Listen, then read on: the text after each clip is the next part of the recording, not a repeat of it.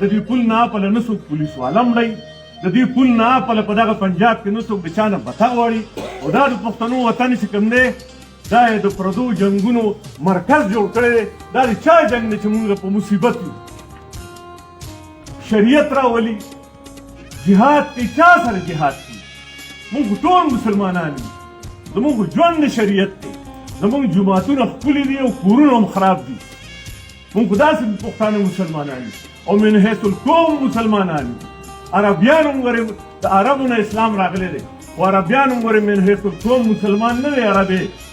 په عربو کې یهودیان هم شته او په عربو کې عیسایان هم شته خو پښتون چې چېرته دی نو دی به وایي چې لا اله الا الله محمد رسول الله مونږ دلته جنګ راوړی دا طالب دی د چا پسې طالب را پاس کړو کوم د شریعت راوړي زه خو هر ځای دا خبره کوم چې زمونږ خو ژوند ټول د شریعت دی او دغه پنجابیان دوسان چې زمونږ دا وطن روانوي نو دوی په هغه خپله هیرمنډی کې د زنا په هغه اډه کې ولې شریعت نه راولي زمونږ په فورمولو کې شریعت راولي ډېر ښه سوچ وکړئ په دې خبره هر څه نشته موږ بجلي رانه اغوستې ده د اوبو نه بجلي پیدا کوو موږ پښتانه 2000 میګا واټه د ورځې پیدا کوو خو دا اوس چې دغه تورمخو پنجابیانو په لاهور کې دي زموږ په اختیار نشته دا غرونه زموږ چې دي داسې غرونه دي دا د مرمرو غرونه دي دا د تانبي غرونه دي دا د سرو زرو غرونه دي دلته غریبي څه کوي موږ سره سیندونه دي موږ د اباد سیند زموږ دی د کابل سیند زموږ دی د سوات سیند زموږ دی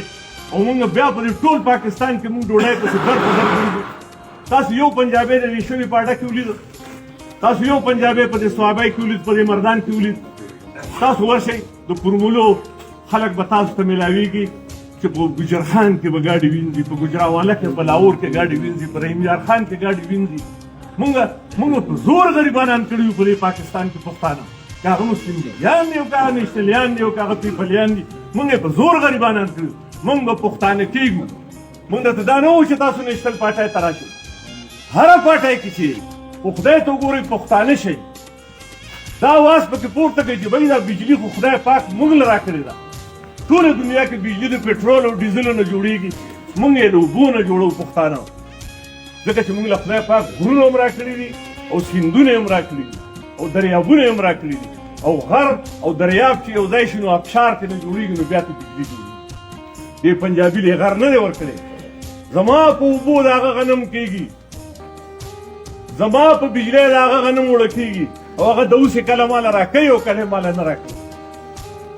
دا چې موږ پښتانه کېږو نه نو دا به څنګه زموږ کېږي د دې لپاره چې موږ اتفاق نه کوو نو دا به څوک په موږ راځي څنګه چې دې یو شعر وایي چې زموږ لپاره خو ځان له پیغمبر نه راځي که نه پیغمبر خو اخري و اخري زموږ نبي اخر زمان